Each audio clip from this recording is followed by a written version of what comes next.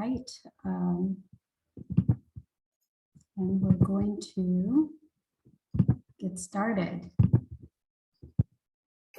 So good afternoon, everyone, and welcome to our July Lunchmar. We are very excited today to have a conversation about Executive Order N-7-22, especially as it relates to floodmar project implementations. Really looking forward to a conversation today about both clarifying the intent and also thinking together as a floodmar community as to the opportunity that this executive order presents. And we are going today to focus specifically on section 12 and 13, but acknowledging that there are other parts of the executive order that would tie into it, and we'll get to that as well.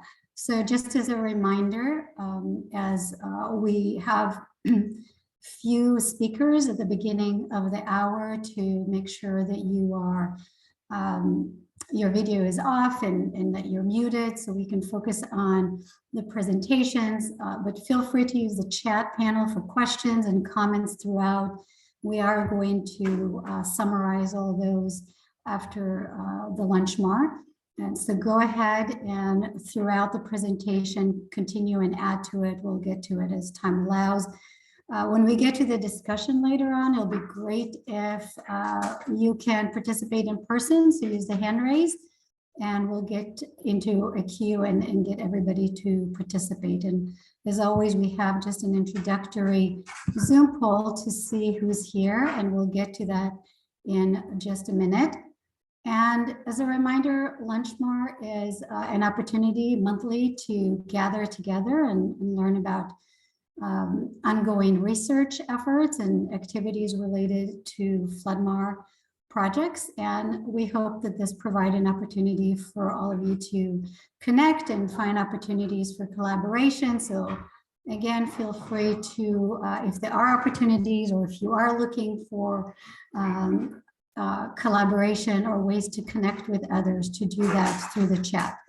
And as I said, we're really focusing today on the executive order discussion. I want to remind everyone that we do have a floodmar network collaboration SharePoint. So if you haven't done so yet, feel free to join. We have the email here, and I'll put it later in the chat as well. So if you haven't had an opportunity to check it out, we are hosting on the SharePoint all the past Lunchmar recordings and information about the network.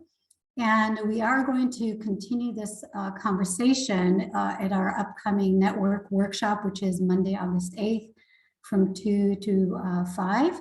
And so if you're not part of the floodmar network and you want to be added to that separate list, please just in the chat, let me know and include your name and email, and I'll add you to that as well. We are always looking to expand and diversify the perspective that join the network conversation. And with that, I'll put a quick poll and just see who's joining us today. So let us know the perspective that you represent. And as always, since this is not a complete list, feel free to add in the chat additional information. And as we are continuing this discussion as it relates to floodmar project implementation, curious to hear how many of you are working towards implementation of floodmar projects, or if not, and this is something that we can get into later on, is potentially what are the challenges. We'd love to hear from all of you. So go ahead and continue to participate in this introductory poll to get a sense of who's joining us. And I'll wait just a few more seconds. And let's see, I see people are still responding to the poll, finding their perspective and adding in the chat. Okay, I'll check that. All right, so let me share the poll results with you so we can all see. With 100 people, it's really hard to do direct connection, but gives you a sense of who's here. And it's about half and half people who are currently working towards Floodmar project implementation and those who are not. So I think that would make for a great conversation. Okay, and moving forward. So we don't necessarily have a panel today. We kind of have a sequential presentation today, hearing from several people. So I'd like to present them to you, and some you are very familiar with, and some are new to the conversation. And so we are going to have the following presentations, starting with Kamyar Guivetchi, who's going to open the discussion around the executive order. And then we're going to hear from Charles Delgado, who will provide an overview of the executive order, specifically as it relates to number 12 and 13 and potential Floodmar implications. We're going to hear from Tim Godwin about DWR SGMO response to the executive order and their thoughts about how to make that all relevant and implementable. And then we're going to end with Graham Fogg, who's going to really kickstart our conversation, but just providing some initial thoughts on the executive order implications for Floodmar project implementation and network opportunities. So these will kick off our discussion. And just to tell you a little bit about our presenters, starting with Kamyar, who is a division manager at the California Department of Water Resources. During his 44 years in DWR, he worked on technical studies, project planning, and environmental stewardship with Division of Planning, statewide integrated water management, North Central Regional Office, Bay Delta Office, environmental offices, and Susan Marsh program. Since 2000, Kamyar has led staff work and collaboration of numerous government agencies, California Native American tribes, stakeholders, and the public to prepare 5 California water plant updates, including the 2023. And he leads the Water Plant State Agency team and is state co-chair of the California Biodiversity Council Executive Committee. So we're going to start with Kamyar, but before that, I'm just going to introduce everyone so we can focus on our conversation. So next we'll have Charles Delgado, who is the Policy Director at Sustainable Conservation. Charles has worked on water policy issues in California for over a decade and previously served as Assistant Legislative Director for the State Water Resource Control Board. His background covers legislation, water rights, and Sustainable Groundwater Management Act, the Safe and Affordable Drinking Water Fund, numerous water bonds, contaminants of emerging concerns, the Sacramento-San Joaquin Delta, and other policy areas relevant to water in California. Then we have Tim Godwin, who is a supervising engineer geologist. I think I have that title incorrect, so apologies. Serving as technical and policy advisor to the Deputy Director for Statewide Groundwater Management. Tim joined DWR in 2015, following nearly 20 years in consulting, and is a licensed professional geologist and certified hydrogeologist. And thanks for letting us know a little bit, some personal information that is in his free time, Tim enjoys the outdoors, gardening, and spending time with his family. And lastly, we have Graham Fogg. Graham has more than 42 years experience researching and teaching about subsurface water flow and pollutant transport processes and water resource sustainability. He taught courses at UC Davis in groundwater hydrology, groundwater modeling, applied geostatistics, and water resources. Much of his research focuses on massive increases in groundwater storage through management of flood flows and exploitation of subsurface geologic features that maximize opportunities for relatively rapid recharge. He has also worked extensively on modeling contaminant transport in groundwater, both at the plume and basin scales. So you all bring different perspectives, and looking forward to hearing from you. And we're going to start with Kamyar, and I'll stop sharing so we can hear directly from you, Kamyar. Thank you, Orit, and welcome everyone. It's great to see we've got just above 125 folks joining this lunch mar. I've been really looking forward to this session. 3 months ago, Governor Newsom issued a drought executive order, N-7-22, and it's got 15 provisions, very multifaceted, multi-sector approach to mitigating the conditions and impacts of our current drought.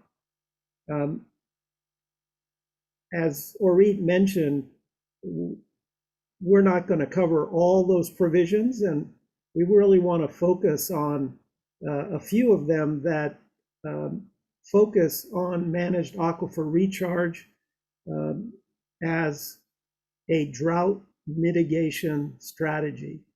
And to me, that is really one of the noteworthy aspects of this drought executive order. In the previous drought, there was a executive order that provided provisions to promote and streamline groundwater recharge.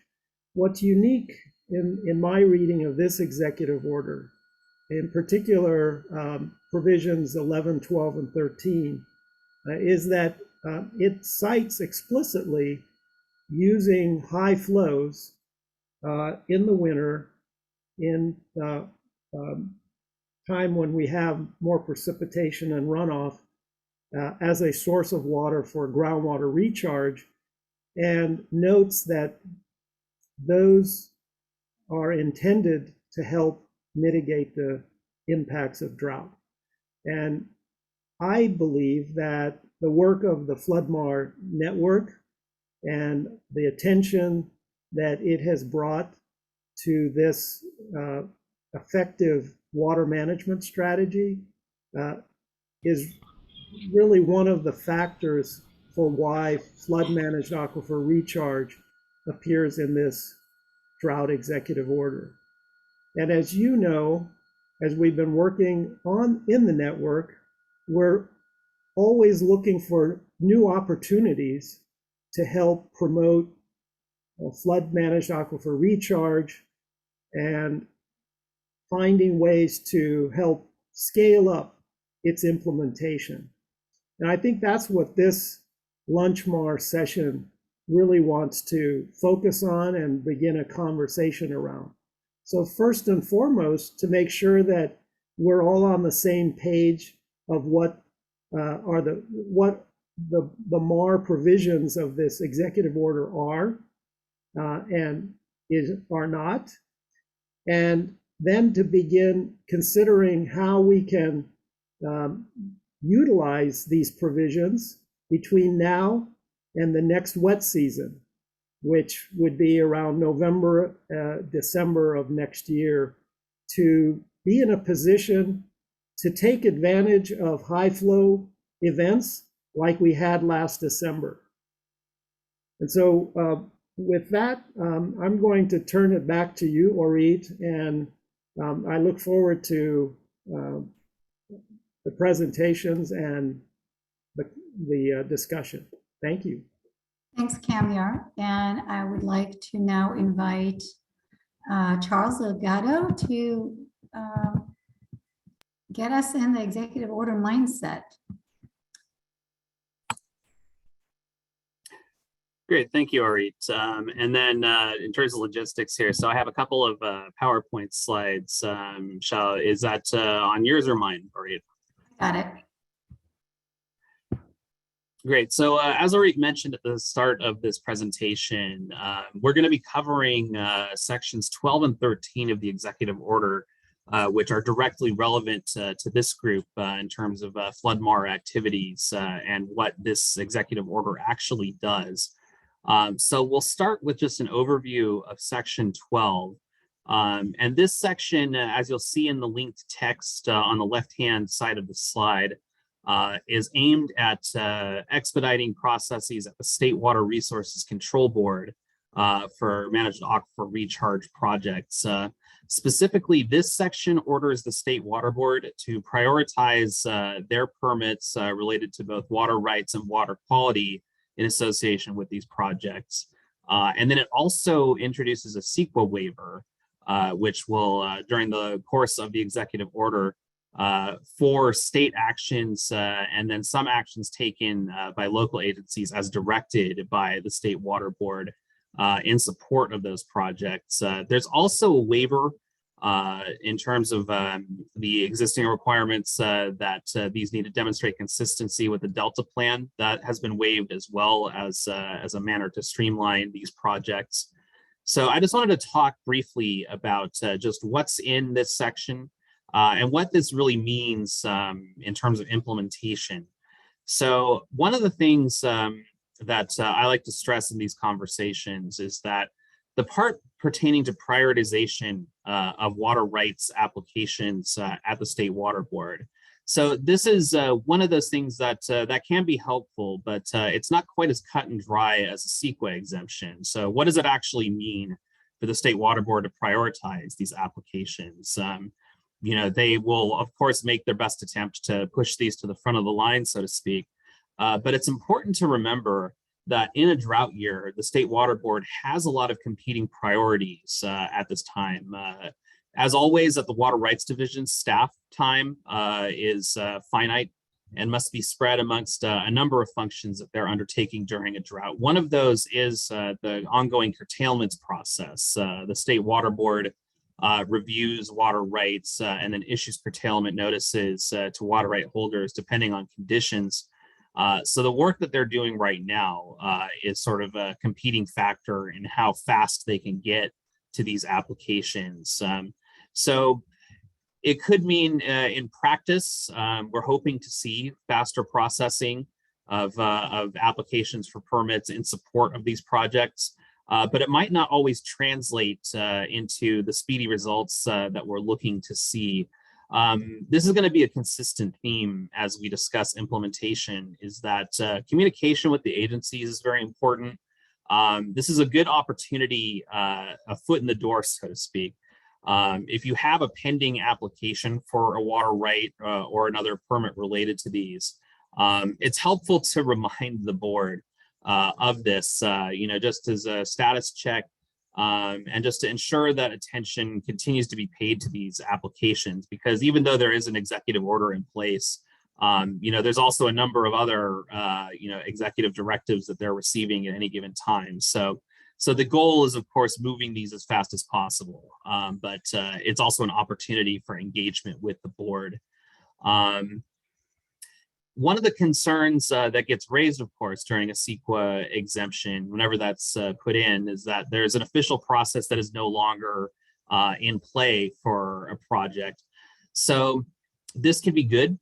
This can remove a layer of bureaucracy that folks have to go through, but it also presents concerns because, of course, CEQA is designed to ensure that there's a seat at the table for all stakeholders and environmental advocates and folks that are affected by projects. When it comes to the State Water Board, so since it's structured as a board within the state, there's a number of native capabilities and obligations on the board to go get public engagement that serves as a backstop in the absence of CEQA. So anytime the board makes a decision, those decisions and the deliberations associated with them are mandated to be in a public process. So even in the absence of CEQA, there's still going to be publicly noticed hearings. Almost always the water board is doing workshops, which are also, you know, publicly noticed in accordance with state law. So there is a number of mechanisms that are still in place for that kind of feedback and that kind of input that we would normally see during CEQA to still occur. So that's something to bear in mind for folks that are working on these projects from whatever, you know, stakeholder group you may be representing. So that's just, it's a helpful thing that exists, and hopefully that helps to ensure that we strike the right balance between moving projects forward as quickly as possible, you know, because these are needed projects, but also not short-circuiting the review process unduly. I think we're ready for the next slide. So section 13 is sort of a companion section, but with a different audience in mind and some different dynamics as well. So section 13 pertains to recharge projects. So this is targeting floodmar projects in general. And then it's also targeting projects that are funded with DWR Sigma grant funds. And so this is another CEQA waiver. And this CEQA waiver applies once again to actions undertaken by the state agency, as well as actions taken by local agencies. Once again, in this case, as opposed to the State Water Board, it's going to be agencies and their actions designated by Department of Water Resources. So once again, these are important for project proponents to know that these are out there. So that you're not, preparing to go through a process that is no longer in place. This is one's a little bit more tricky in the sense that because as opposed to a board, Department of Water Resources is a department, which means that they're not necessarily subject to the same public notification and deliberation processes that a board is. I should stress, however, that just because those obligations don't exist in statute, Department of Water Resources has a track record of public engagement. So that doesn't necessarily mean that there will not be opportunities in the absence of CEQA for stakeholders to participate in workshops and to get that input in. But it is something that I would like to kind of note a little bit more highly for stakeholders that are engaged in these projects to be aware of. And once again, this is an opportunity to just reinforce the active engagement that everyone is pursuing with the agencies. One of the other points, which is especially true in section 13, it's true for section 12 as well, but 13 especially, is that when we get CEQA exemptions, we had a big one related to restoration last year that was primarily affecting Department of Fish and Wildlife. The agencies will frequently issue guidance as to how to implement these exemptions and lay out guidelines for which projects are going to qualify. Because while we know that the executive order names floodmar projects and it names projects that are funded by this particular grant program, sometimes the project definitions aren't so cut and dry. And so sometimes there's some questions as to what still has to go through CEQA and what doesn't. So it's important to check in with DWR and to see if they've issued any guidance, and then that's a valuable resource for folks that are doing these projects.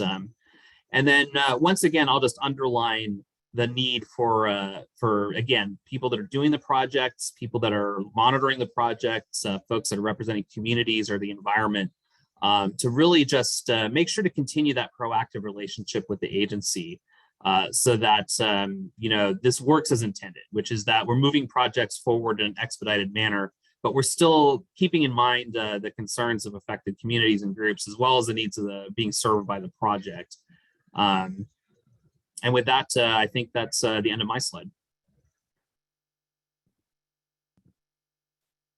All right, thanks, Charles.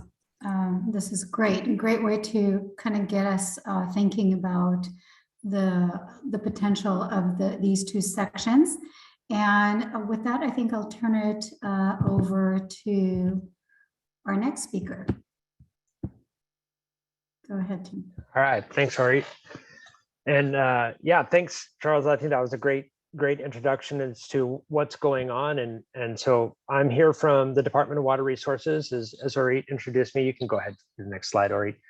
I just have a couple of slides I wanted to present to you, kind of give you a status report of where we're at in this process.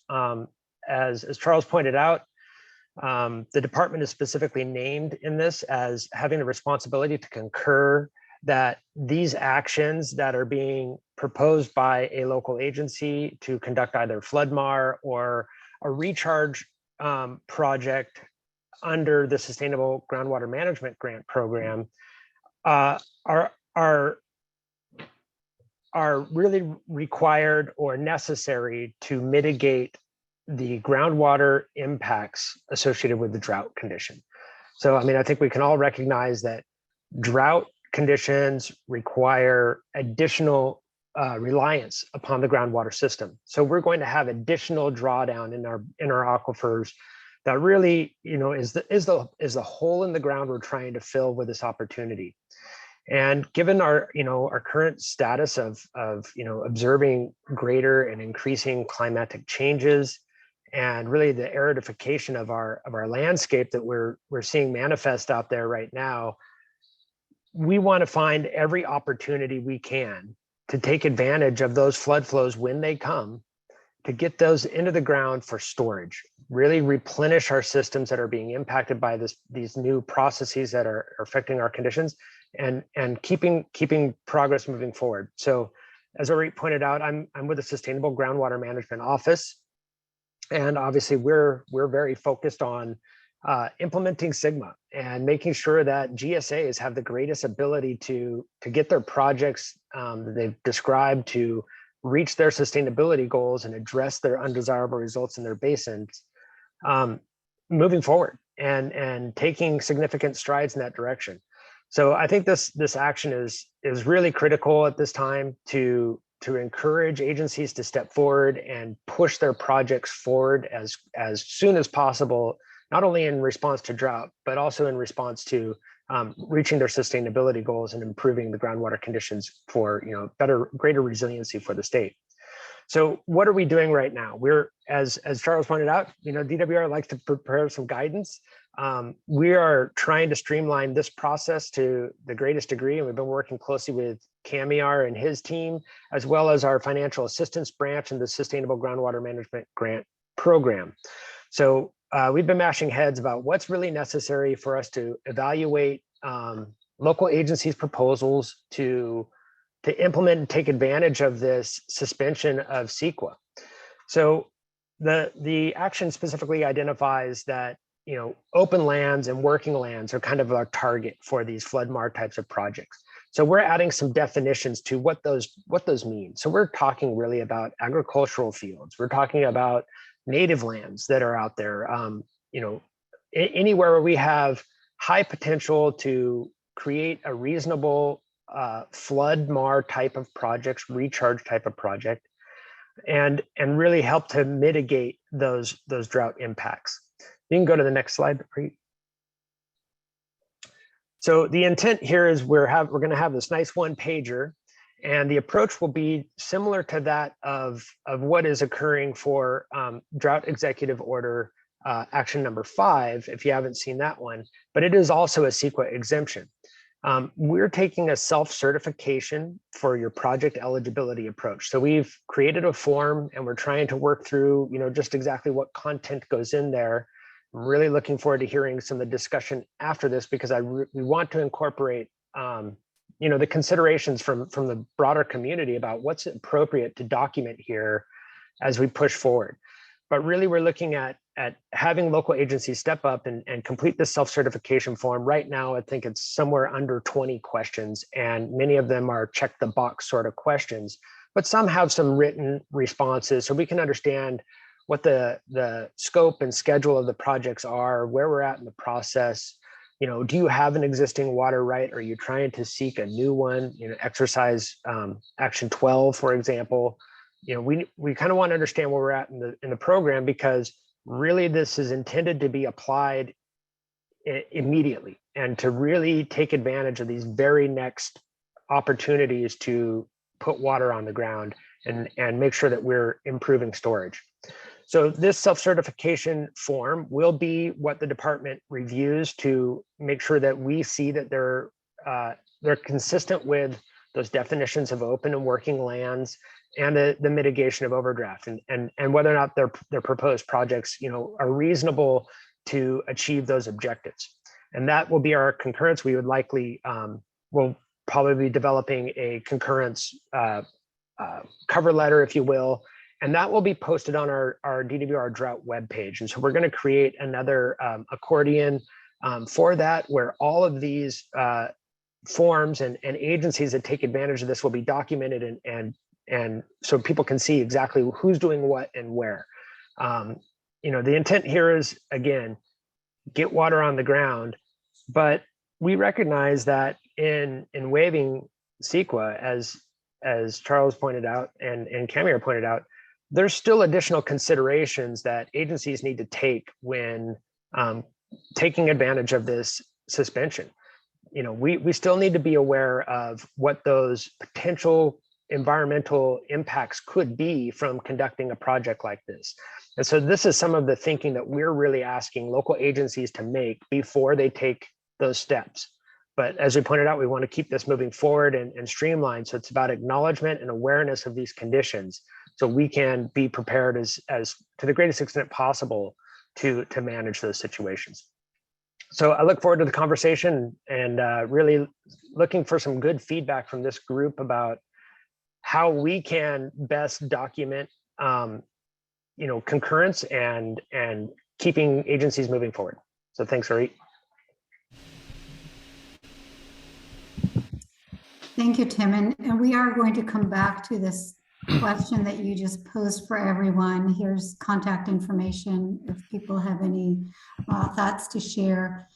So we'll come back to that conversation around the self-certification and the kind of information that needs to be identified. But before we do that, I'm going to turn it over to Grant to provide some additional perspective and kick off our conversation.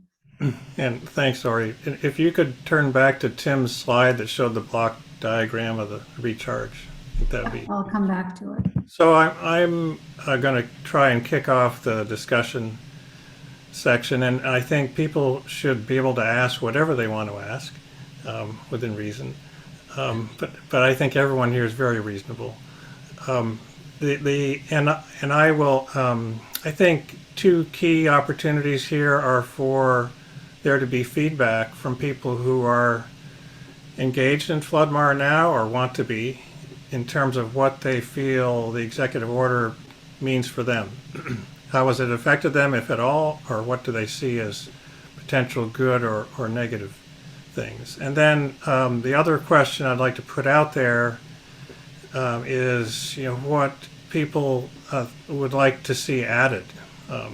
But I'd like to leave that one for the end. And I'll start with a perspective on some of this from that of the American Cosumnes Basin, where I was on a panel, when was that? 2 months ago at Lunchmar, where we talked about the American Cosumnes.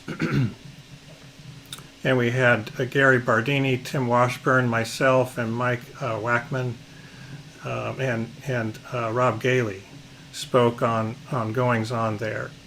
And so let me give a perspective from some of the on-the-ground activities, and let me clarify, I am not doing much in terms of on-the-ground activities, but I've had conversations with my colleagues recently, including Tim and Rob, about what's going on and how they think the EO might affect matters. Now, the first one has to do with dry wells. If some of you who saw that panel, that Lunchmar, might recall that the plan for a first step of FloodMAR was to use dry wells, taking water from Folsom South Canal and recharging. They've been engaged in trying to get permits for installation of the dry wells. And in theory, I think items 12 and 13 might relate to that, but thus far, from what I'm hearing, the state regulatory process for permitting of dry wells is still evolving. So, and that maybe this is an example of where there needs to be more connective tissue between the executive order, and I think that's what the kind of thing that Tim referred to that he's working on. But intermediate steps for translating 12 and 13 or one of them into what the permitting process could or should be for dry wells for recharge purposes. That's one thing. And I think maybe it means there needs to be more use cases where the state agencies go through use cases encountered through actual examples of what people are trying to do to better identify what additional steps they need to to connect the EO to on-the-ground activities. The other item that I'd like to point out does not refer to items 12 or 13, but 11. In the EO, item 11 states that state agencies shall collaborate with tribes and federal, regional, and local agencies on actions related to promoting groundwater recharge and increasing storage.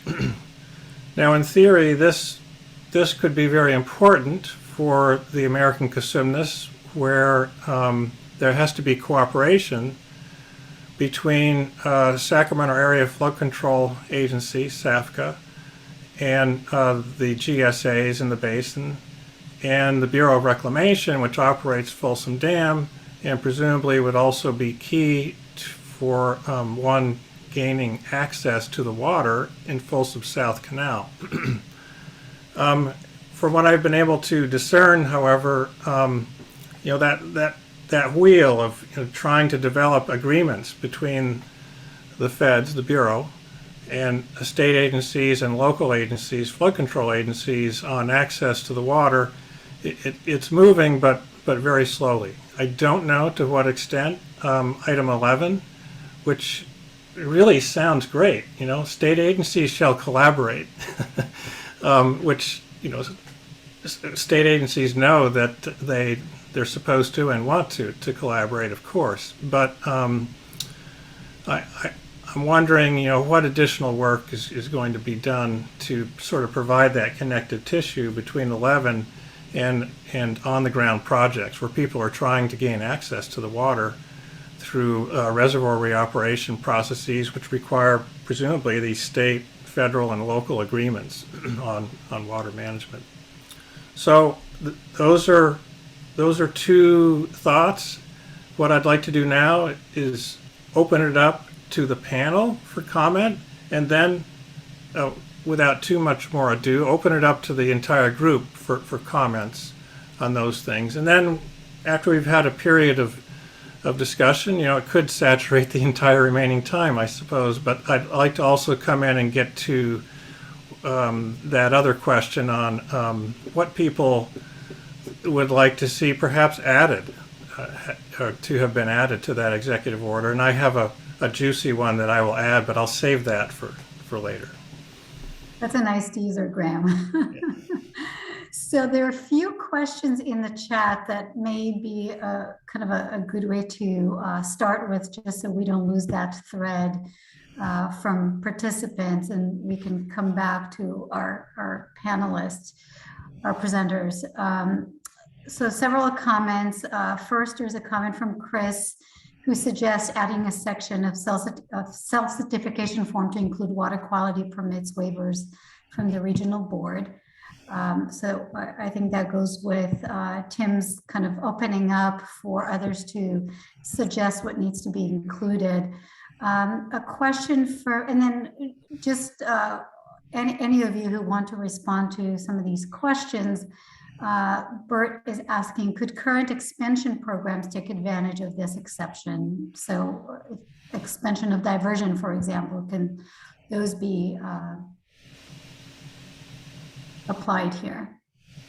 Well, why don't I start with Chris? First off, Chris, thanks. I think that's a great point. And yeah, we already have a question in there regarding, their anticipated potential for impacts to water quality or other environmental based concerns. So I really like the concept of including, specific permits and waivers that may apply to them. In particular, I'm thinking CD Salts has a very specific monitoring program that's out there. We want to encourage participation and awareness of how this might work. And this kind of dovetails in with Daniel's question a little bit lower, but this is ultimately then the local agency's responsibility to be aware of the potential impacts that they may be causing by their floodmark project. So, this doesn't negate those responsibilities. It's allowing us to expedite and sidestep the immediate CEQA investigation requirements. But I think those are still out there, and I think they need to be considered. And this comes along with being stewards of our lands and our water system. So, I want to encourage that, but we'll add that for sure. And Bert, yeah, I think expansion of programs can qualify. I think this is how you want to navigate through the form and help us understand kind of where you're at in your project. If this is a grant funded project, this is much easier. It's specifically identified in the EO, but we do have another box in the forms. If you're not fitting into one of the boxes that's described there, we want to know about it, and we want to help facilitate pathways forward. I quickly mentioned EO item number 5 in there that is really at the agency level. And so if you have a good project that's really going to move the needle there, Secretary Crowfoot and his staff have the ability to review those types of projects and incorporate potential for CEQA waivers for those, and has acted on a couple of them already. So there's some examples up there if you wanted to look. Okay, I'll stop and breathe a little bit. Yeah, except that we have a few more questions for you. So Vishal is asking, how can small farmers on shallow wells going dry be helped? Most drought funding is for domestic users or water agencies. They're also not able to understand the process. Is there direct assistance for these individual farmers? Yeah, no, it's a valid question. Looking in context of the EO, I think recharge is going to help them. I mean, this is our first chance to get water on the ground, and those shallow aquifers are going to be benefited first, followed by the subsequent deeper aquifers. But getting water into storage, I think, floats all boats, if you will. And we need to find ways to create a standard of practice here around this. So we are protective of our environment, protective of our water quality conditions, but embracing the storage that we have in the potential of our groundwater systems and the depleted aquifers we have. So I think there's a lot of opportunity there. I think it's going to help everybody in the basin. Location's important though, Vishal, and I appreciate that. And so I would encourage you to reach out to the local agencies that would have potential of implementing these types of projects, and working with them. Maybe they can utilize your lands to expand their flooding potential. So there's opportunities out there for collaboration, especially at the local level. And item 10 in the EO is to address household or small community drinking water shortages, which relates directly to that. Yeah, thanks. Yeah, I see, Aisha, you have your hand raised, so go ahead, and then we can continue the discussion around unintended consequences. There's several comments on that. Yeah, this is probably related to the unintended consequences. Just wondering, and I wanted to say this, verbally rather than writing it, just to give it a little explanation. Here, I'll go on video too. Just wondering how river flows can be protected under the flood projects, especially under Article 13, where there won't be a real review process. And just imagining a scenario in which multiple projects are drawing off the same stream or river could end up having significant impact on flows, maybe dewatering it, or just not providing the right out-migration flows for fish, for instance. And I'm really asking this from the perspective of really wanting us to do floodmar right, for the perspective of doing it so that we have broad buy-in and support.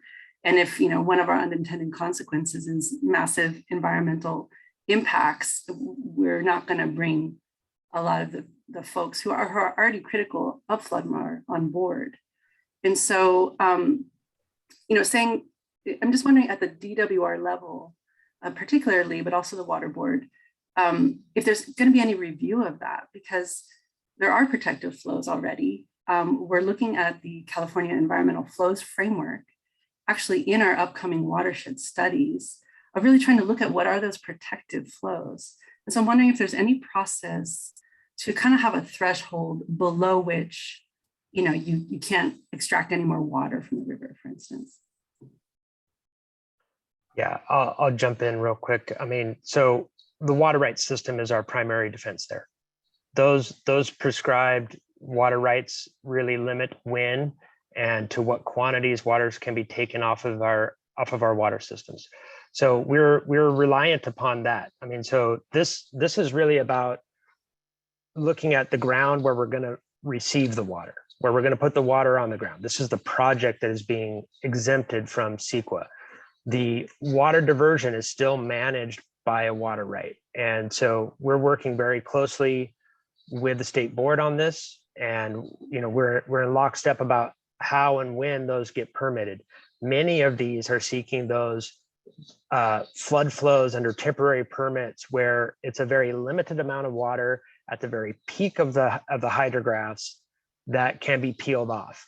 So I think we still have strong outflows that are flushing the systems and improving habitat, but we're peeling off those peak flows that could pose flood risk, and really capturing those in a quasi flood, you know, natural system. I mean, we've removed flood from our systems, the way we manage our flood system. So those opportunities are farther and fewer between, thank goodness, because when we have floods, they're typically a catastrophic variety. We don't want that. We want to encourage management of those flood flows in a way that we can capture those, kind of restore natural processes, even though we have a developed landscape.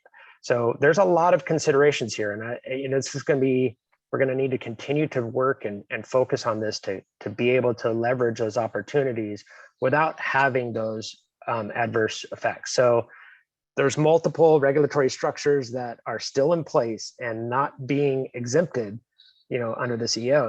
It's really about readying those lands for recharge function. That's and you know, definitely as a, you know, promoter of recharge, and they're right there with you. Yeah. I guess it wasn't obvious from, you know, the very few slides, you know, in the very few amount of time you had, that checklist that you show, or I guess that somebody else that might have shown that, that includes, like, do you have a water right, for instance? And then DWR will then check that with the board, and then it would go through the approval process. Is that how that would work? Again, this is more self-certification. We're not intending on having a drawn out, you know, we're going to take people's words for it. I mean, they're local public agencies, and as I point out, they should be stewards of their resource. And so we're going to call them out on that. But I don't want to imply that there is a robust regulatory structure behind this. There is some checks and balances, and we're going to be taking a look at those. And so this is part of the feedback that you're giving us, that, you know, maybe we can figure out how we can incorporate in that check. So a really valuable comment. Thank you. Yeah, and I'll just let it go. One more thing. I think if you were to have a little bit more review, you would get more broad buy-in and support. If there isn't a review, I don't know, but there might be a lot of pushback. And so for the purposes of really getting projects done on the ground, that might be a strategic way forward. Thank you so much. Thank you. Yeah. All right, this is Kamyar. I just weigh in. Provision 12, which is the focus of the water board and the water rights aspect of these projects, really does spell this out. And one of the provisions or parts of it, it says you can prioritize these projects consistent with the water right priorities and protection for fish and wildlife. And so the self-certification for eligibility under this provision 13 does not mean that they have approval to implement their project without the necessary water rights and other clearances or permits to implement their project. So I actually see 12 and 13 working together in many respects, where 12 covers the provisions covered by the water board and 13 by DWR.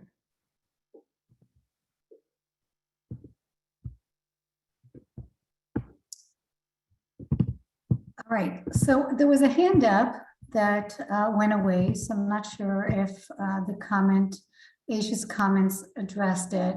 There were some additional consideration, really just focusing more on the unintended consequences and how the checklist can include the legacy nutrients, legacy pesticides, current and legacy pesticides. So things that need to be considered as part of it. So I think we covered that fairly well. There's a comment from Rosemary.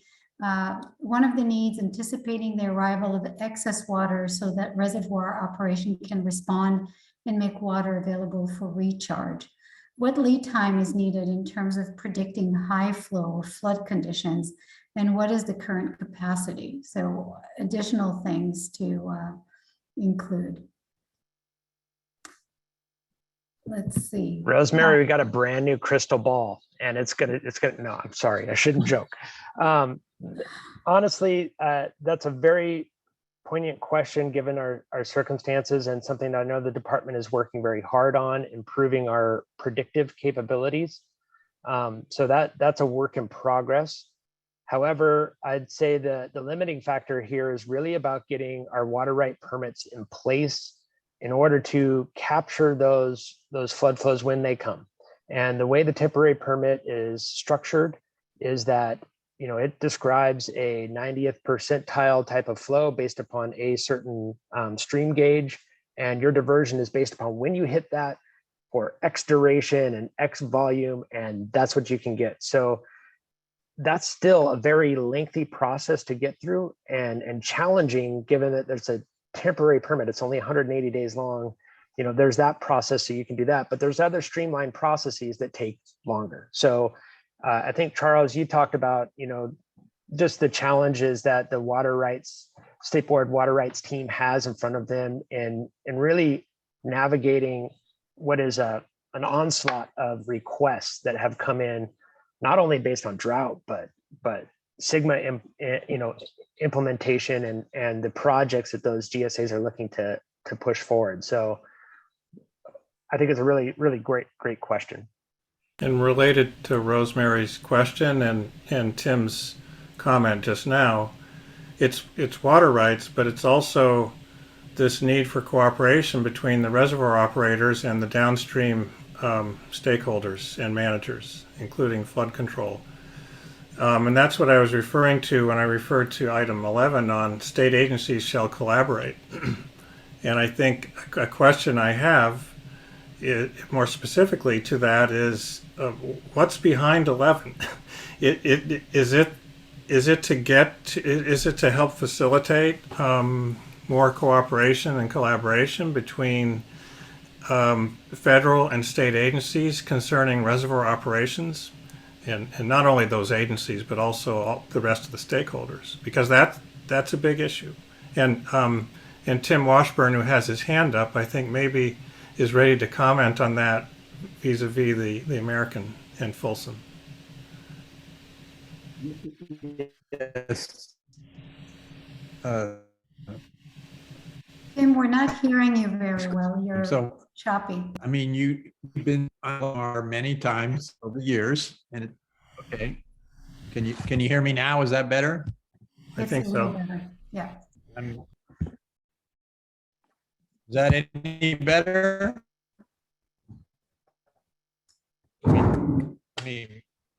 Why don't you turn your video off? Is that off? any better? Yeah, try turning How's off your video and Turn let's the see if we can hear you. Let's try that. Stop video. All right, how's that? Much better. Is that better? Yes. Okay, so I guess my question is, we've been on Floodmar several times at your meetings, and we've made clear our concept that we're sort of promoting for the American and Cosumnes basins is to capture the excess winter runoff in the American River by working with the Corps of Engineers and the Bureau of Reclamation to allow storage of that winter water in the flood space at Folsom. Then provides us with a source of water that would otherwise have been released into the system under the current flood control diagram. And we have an opportunity arising over the next couple of years to renegotiate a new flood control diagram that would allow for conditional storage potentially of those winter floodwaters. I, however, don't know who in the state is actually going to be involved in the process. Yes, we have DWR flood management, who are part of our partnership and are negotiating the raise of Folsom Dam and will presumably be involved in some respect in the discussions with the Bureau and the Corps over the flood control diagram. But I have had no indication whatsoever from people in the Water Board or anybody else recognizing this opportunity of what the state might intend to do, in relation to that. And this is a federal state negotiation. We're essentially creating water, winter water for use that like I say, under the current flood control diagram is simply released into the system in wet years for the most part. Okay, so who in the state should be part of that negotiation, which has locations all over it? Because as I say, new water will then sit in a reservoir. But for a change in the flood control diagram, which is not necessarily linked to seasonal water projections, but is mainly linked to 7-day flood forecasts. So as long as you've got a 7-day flood forecast telling you that it's safe to hold water in the reservoir, you're holding water in the reservoir. And that water could then be made available for recharge. But it's entirely unclear to me what state involvement we have had so far or will have in that discussion with the Bureau of Reclamation, which is integrally involved and linked to this question of implementing flood-mar in our two North American and Pacific basins. Thanks, Dan. So I it'd be think nice you're. to hear. Go ahead. Oh, you hear I was me? just going to say that you are speaking to exactly the point that Graham was Exactly. speaking to, the importance of really being clear of the intent behind 11. Well, and Tim, there was a question if you could just identify the affiliation for context. I'm with the Sacramento Area Flood Control Agency. Thank you. So, and as I say, over the next 2 to 3 years, we are going to negotiate a new water control manual for Folsom Reservoir. There is, the Corps of Engineers is perhaps somewhat open to this concept. It's not necessarily their direct mission. The Bureau of Reclamation, which has obviously a much greater interest in this, is very slowly orienting itself toward the idea of capturing, saving, and storing winter water. The state of California, as far as I can tell, through flood-mar, the Water Board, or anybody else, is sort of out on the periphery, hearing us at these luncheon meetings, but exhibiting, as far as I can tell, no direct interest in becoming part of that negotiation. All right, Well, so that brings me back to the question, what's the underlying intent of 11? And I don't know if anyone here knows that, but I think that could be important in this regard. And if it is mobilizing some additional effort within state agencies, that might be worth knowing. yeah. So we can hold on to that question while going back, Graham, I think when you were speaking earlier, the one question that you wanted to put to everyone is to think through what items in the executive order you all find to be helpful. So spilling a little bit out of 12 and 13, I think we mentioned 11, mentioned 5 very briefly. What other pieces in the executive order do you identify that might connect to flood-mar implementation? And on the flip side, have you identified anything that you think was omitted that should be part of it or should be considered to promote and make this a process moving forward? So any thoughts on that from anyone?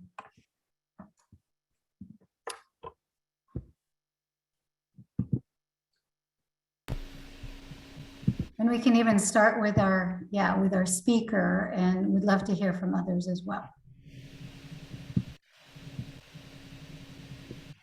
Well, I'm thinking through Tim's comment, and I think it's a very valid comment. And I too, Tim, tuned into the lunch mar and listened in and understood this. I've been tracking that project. I live in the areas, and I know all the players, and I've been tracking it. It's of interest to me.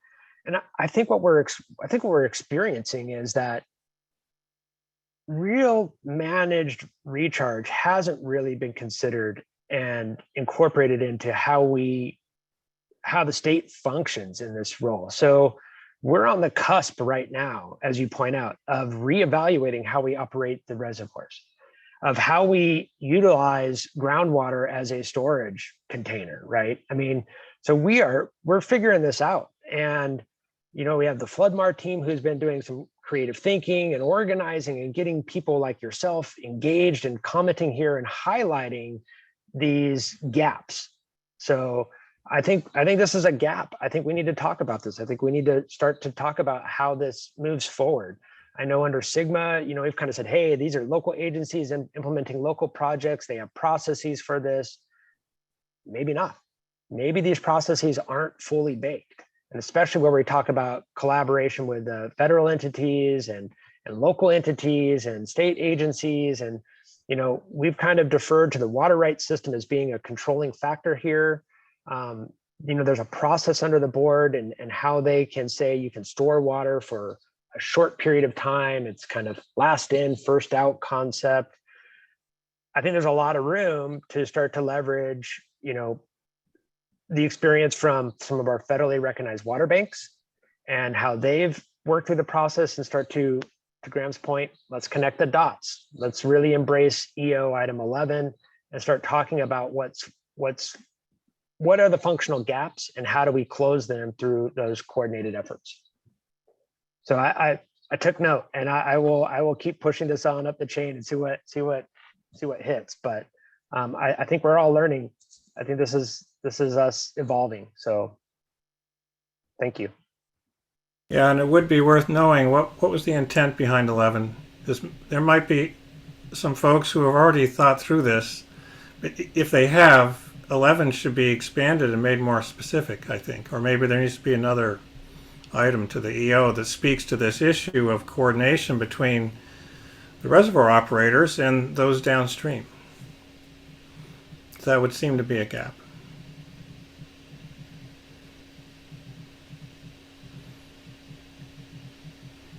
Other comments and questions? I can toss out the one I suggested I was going to do. Maybe now's the time to do that. Well, one of our experiences in the American Cosumnes is there's huge potential for recharge there, and I gave the big numbers at the lunch mar a couple months ago. So it's absolutely tantalizingly looks great, but the best lands for recharge are under other land uses, and under the current county land use planning history and regime, it seems unlikely that those lands will be repurposed for recharge. We're talking about some of these special lands overlaying paleo valleys and so on, but it's not just that. So my thought was, and item 11 in the EO is kind of like a nudge from the governor. It's not. It should be more, but I think it's appropriate for the governor to do these nudges, and maybe there should be a nudge to those who control the land use, which is mainly a county planning activity. It's the county board of supervisors and others sort of seem to hold most or all of the power in land use planning, but their planning does not include consideration of recharge. At least I'm not aware of a single example where county land use planning includes prioritization for optimal recharge sites or opportune recharge sites. And it would seem to be the time for there to be state leadership encouraging, incentivizing, I don't know how it would work, county governments to add groundwater recharge to their list of priorities. This is obviously, this is part of our government structure. It's not the kind of thing that's going to change overnight. But I would think there needs to be strong state leadership to help encourage and motivate that kind of change on land use planning. Otherwise, a lot of these best sites, they're just going to be subdivisions, and there's nothing. I have nothing against subdivisions, usually, unless perhaps they're surrounding me in the mountains or something like that. but I think that was my suggestion, my thought of what could be a major change that would help break loose some of these opportunities. And I see that Mark has a comment responding to what you just said about some language potentially with Santa Cruz County, and just want to encourage you to get off mute and maybe share a little bit more, Mark, about that. Let me fill in a little bit more on that, Mark. When we in Sacramento County, we have tried to approach the county about the potential for recharge along this corridor in the region about halfway between the American River and the Cosumnes River. It's a major Paleo Valley system that we've shown could accommodate at least 60 times the recharge rates of anywhere else in that area. So unique and really opportune for recharge. But the county's reaction was, well, we've been land use planning for building out subdivisions over that area for at least the last 30 years. So we don't even want to talk about repurposing our county land use plan in that direction. And to me, the problem is recharge was never part of the list of land use planning priorities. So, and there's a whole genre of work on planning that involves land use that seems to be, we need to take a step towards groundwater priorities with regard to our land use planning. But Mark, maybe you want to expand and respond. Well, I put asterisks around my I think because I'm not in the planning department and I don't want to speak erroneously or out of turn, but I'm pretty sure that there are provisions or at least commentary in our land use planning documents at the county about recharge. There was an individual who worked in our water resources division for well over 30 years who just recently retired. His name was John Ricker. Some of you probably know him. And I know he was kind of a pioneer in a lot of this thinking kind of at the county planning level and was thinking about this many decades ago. So that's why I say I think there are provisions within our land use planning code that speak to groundwater recharge. I can't comment on the specifics, but our water resources division and our environmental health department continues to be very active in the conversation on groundwater recharge and water resources in general. So it might be a good starting point. Yeah, so I probably misspoke when I said no county board of supervisors includes just sharing some info. But it's a good thing I said that because it motivated a comment. So, well, this county does. So I can fully imagine that some counties do that, but I think more need to. Yeah. Kamyar has his hand up. Kamyar, and then Tim wanted to follow up too, starting with Kamyar. Yeah, just to note, Graham and all, that you're correct that land use planning decisions are made by local government. The one state nexus is the general plan guidelines that Office of Planning and Research puts out, which provides guidance and guidelines for what goes into the general plans by cities and counties. And I'll put the link in the chat.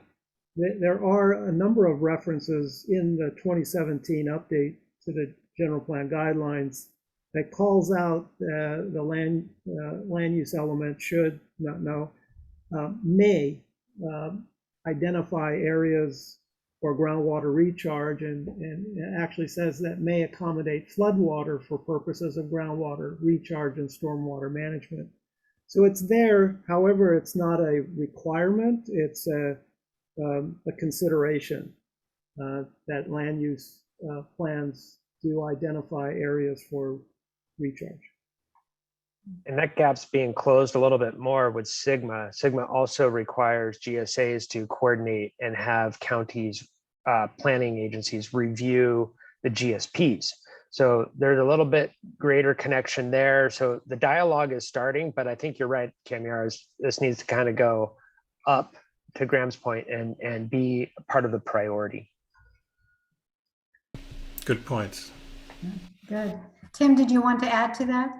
Well, yeah, I think it would be extremely helpful. I understand we're flying the Central Valley and doing our, AirTem and maps of the critical recharge areas would be very important in this process.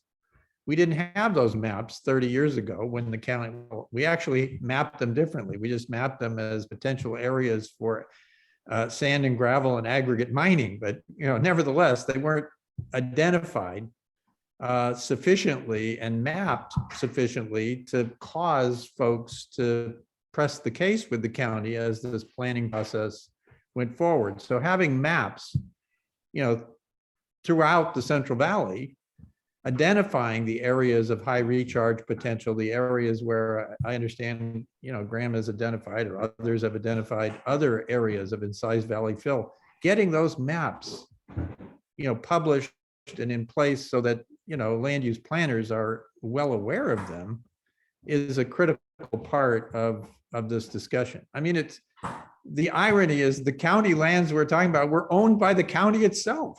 They came to the county from the closure of Mather Air Base. So they were publicly owned lands, and the county made the decision that it could, I suppose, serve its housing interest, but earn a little money from the development of their own public lands through subdivision on these areas with really very little discussion about what are we giving up in the process of covering them over with the subdivisions. Maps would really help to counterbalance that kind of discussion. Yeah, Tim, that's an excellent point, and we hear you loud and clear.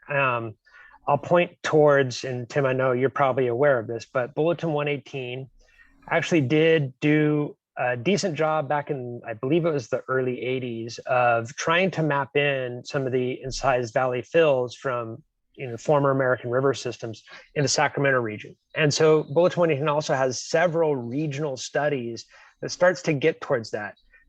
We are really pushing to return to this more basin scale characterization to start to provide those maps and that level of understanding as we're moving forward.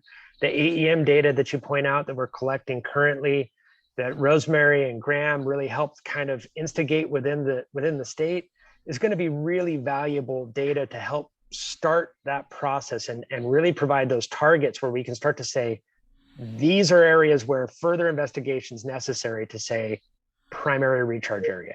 We can start to leverage the methodologies that Graham laid out, and it sounds like he's been working on some aspects there. So I think we're heading that direction. It's a matter of how quickly can we get there. But encouragement of county planners to add recharge to their list of priorities, that should not wait for the maps to be done, because there's plenty of locals who already know quite a bit about some of the best spots for high infiltration rates. And it looks like there are a couple of examples Katie and Tim are adding in the chat where there is some work in that direction. I'm going to go to Jonathan. You have your hand up. Hello, yes.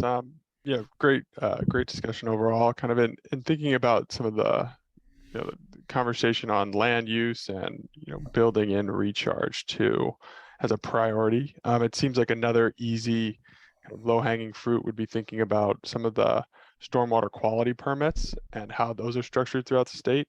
For example, the MS4 permit monitored by the regional water quality control boards. I know some control boards along the the central coast, it's it's built in kind of southern part of the state. It's built in that you're required to recharge a portion of your, of stormwater from new and redeveloping sites. I forget, I can't recall a specific number, but I know we're talking about stormwater as opposed to, flood, larger flood water, but it seems, or I guess, kind of more transported flood water, but, it seems like that would be an easy way to kind of build that in, at the kind of more intermediate scale, such that local municipalities, as they develop and redevelop, are required to focus on recharge.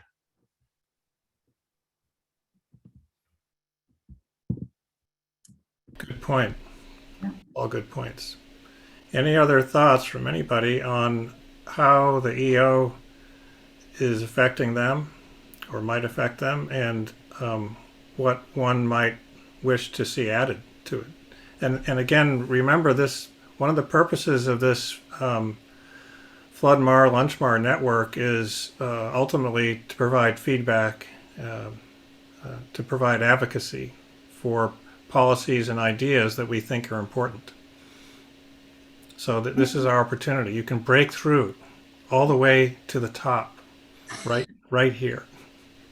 And Graham, maybe to just add to the question that you reiterated, is that it would be helpful to hear if there, we've been talking about the executive order as point of opportunity, but also would be interesting to know if there are those who think that this executive order presents some challenges that they want to highlight that would need to be overcome.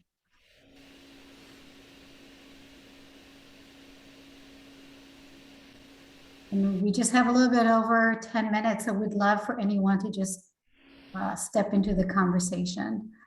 Just share your thoughts, your overall impression of the executive order.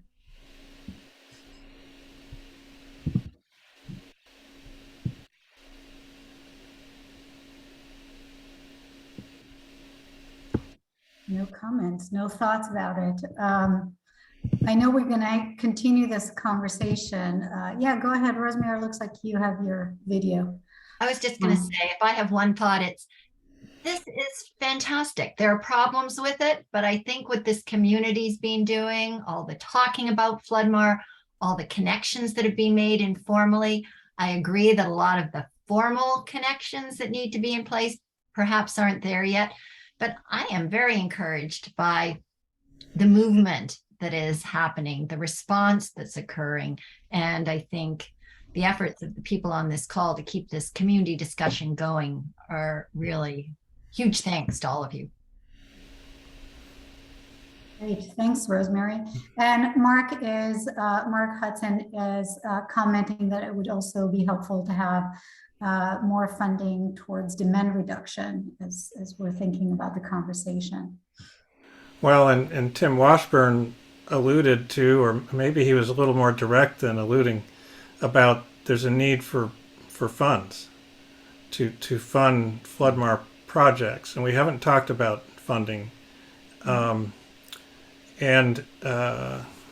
think one of the other roles of this network is to, via its website perhaps, and at DWR, maybe there's a website that if you're interested in FloodMar and you need funding for a pilot or for a project implementation, where do you go and what funds are available? I think there might, and I'm not fully on top of all that's available, but I'm wondering if the information on funding opportunities is sufficiently accessible to people who need it. Maybe there's a lot of money out there for these projects, and I don't know it, but that's not what I've heard. And I can't speak to the funding grant, but we are working on a public FloodMar website. Aisha has been working on it with a team of volunteers, so that will be coming soon, and there'll be opportunity to have a place to get resources and learn more. Richard, do you have your hand up? Go ahead. Yeah, I was just responding to the question about where to find funding for these projects. I think that the state has and other parties haven't really made a concerted effort to look at the other beneficiaries of these programs, the downstream flood protected communities, the water suppliers, the power generators that gain space in the reservoirs for better management within the reservoirs. There's actually probably quite a bit of funds that are sitting out there that if you brought the parties together, that you could find this funding. I don't know that FloodMar is going to be funded solely by groundwater users themselves. I think that there's probably not quite enough funds available and not quite enough interest among all the various groundwater users to fund this program. You need to be looking bigger to the larger universe of beneficiaries to the program. And Richard, can you tell us the organization you represented? Well, right. I'm a consultant M-Cubed. I've done some work for sustainable conservation on this project in the past. I made a presentation last year or 2 years ago. I can't remember, somewhere along those lines, about some of these questions about beneficiary pays funding mechanisms. Great, thank you. Yeah, it'd be great if when you speak, if you let us know your perspective and affiliation. Go ahead, Greg. Good afternoon, Greg Woodside. I'm with the Orange County Water District in Southern California. And a question about number 12. So the first phrase, to help advance groundwater recharge projects. And I recall there was an earlier comment, I think, that indicated the projects in this case were projects to recharge water. I'm wondering if there's a possibility that projects to change the operation of a dam to release water differently that can provide more water would fit under that category also. And in particular, in our case, I don't know if this would apply to us, but just as an example, we're downstream of Prado Dam in Riverside County. And so the Corps is the owner of the dam. If they're going to release water differently for groundwater recharge, they have to comply with NEPA for that, the National Environmental Policy Act. But would a project to just release water differently and make more water available for an existing groundwater recharge system downstream, could that be a project that would fit the category of number 12?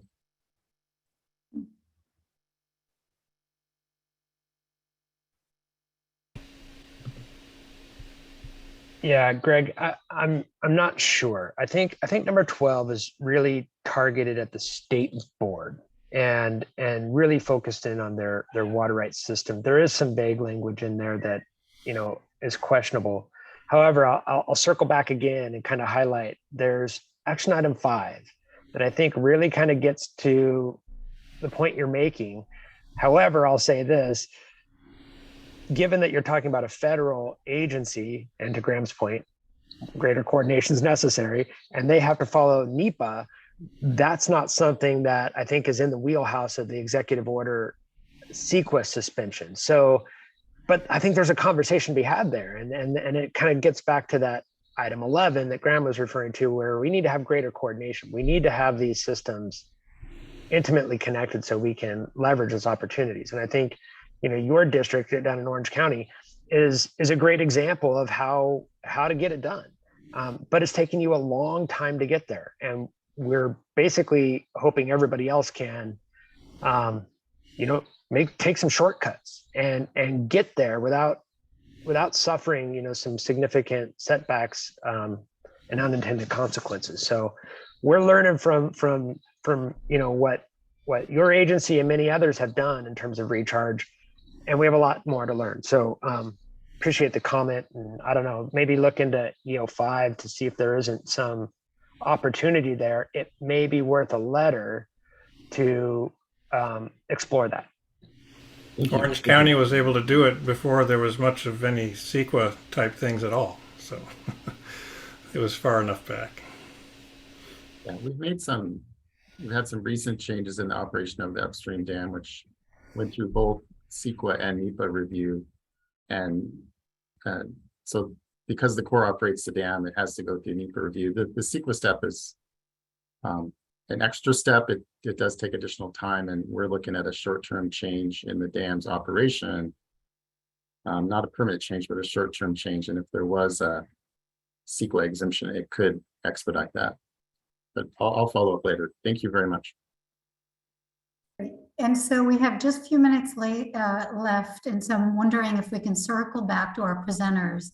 If you, given our conversation, if you have any closing remarks or anything that you want to add, really appreciate everyone participating and listening in and being part of this lunch mar today. So maybe I'll just go in the same, well, I'll go backwards, starting with Graham and then Tim, Charles, and Kamyar, if you have any just closing remarks. Well, I would just echo what others have said, and Rosemary said that this is, I think, one of the big purposes of the network, the FloodMar network and LunchMar, and it's great to see it operate, but we've got to keep putting energy into it. But I think we may have underestimated our possible advocacy role in providing feedback. And I think we should think about, how to make sure those ideas don't stop at the end of these meetings, and they have lives that keep going. Mm-hmm. Thanks, Graham. Tim? Yeah, no, I agree with Graham's points. We need to keep this momentum that we've gained thus far moving forward, and I think it's significant momentum. But we shouldn't sit back at this point in time. We need to put water on the ground. We need to actually start demonstrating the value, demonstrating the potentials that are out there, learning from the actions we take. So it's not just put water on the ground and say all's good. I mean, we need to monitor. We need to pay attention to what those impacts are, what those effects are. Are they achieving the objectives we're seeking? If not, why? This is answering some of the greater groundwater management questions that are out there, and will be an ongoing process for those that are implementing SGMA. So we're looking to really support that and expand that. I took copious notes. I've got a lot of action items, and I really appreciate the feedback and input from everybody on the board. So again, this is a great forum, and thanks for having me. Thanks, Tim. Charles? Yeah, first, I just wanted to thank everyone for the discussion. There's some really big ideas in here, some really, especially in regards to water and land use. That's a very rich topic to be mined. And I do think that there is some great possibilities there, as we continue to work collaboratively on this. I did want to just follow up a little bit on Tim's remarks, and I think that, as we design and move forward with these recharge projects, this idea of unintended consequences keeps coming up. I'd like to expand that to just look at all the possible consequences of recharge, and I'd really encourage, as we move forward, that folks keep this multi-benefit approach in mind, because as we do this mapping and we further our understanding of where we can pursue recharge projects, there really are great opportunities. Not just necessarily just recharge, and that's the end, recharge for, water, rebuilding these aquifers and replenishing our supplies, but also safeguarding environmental uses, looking at communities uses. I think that's a great opportunity to build into it. One last thing too, I noticed the issue of water rights has come up several times, and someone helpfully linked the 5-year permit in the chat. I did want to just bring up, for the good of the order, that while the EO does prioritize water rights applications, there are longer term water rights structural issues that I know some folks in this conversation we've worked together with and we continue to work on. So I would just encourage folks to keep looking forward for maybe more permanent solutions on the water rights front to help enable these projects. Because without a water rights system that fully accounts for these, we're not necessarily going to have the level of integration that we really need. So appreciate the chance to raise that. Thanks, Charles. And Kamyar? Yeah, thank you. This is really what I'd hoped for in this LunchMar discussion. And as already been noted several times, this is a work in progress and a great opportunity. Just by way of reference, in the prior drought, when a drought executive order came out, we did not have this kind of robust discussion of linking floodwaters with groundwater recharge and doing it in a way that provides these multiple benefits, including terrestrial and aquatic resources. So what I hope happens is that through this collaboration and this awareness, that by this November, we have one or more projects that are ready to go for this coming wet season to take advantage of high flood flows for the purpose of groundwater recharge. And because this is a learning process, in doing this, we're going to understand the need to connect those many sectors and institutions that Graham has brought up multiple times. And so I look forward to having the network, the FloodMar network, continue to facilitate these conversations and bring up these important questions and issues. Thank you, everyone. Great, thanks everyone. And just to your point, Kamyar, that we are looking forward. I think we got a full agenda to take now to the FloodMar network of the next actions and initiatives that we may want to take on. So I included in the chat my email, or you can let me know if you want to join the network. It's a bit of a separate list. We wanted to make sure that we only reaching to those who want to participate, so please let us know. And thanks everyone, thanks for participating, and look forward to additional conversations on this. Thank you, everyone, and thanks, Orid, for keeping us on task. Yeah, thank you, Orid. Thank you. Bye everyone. Goodbye.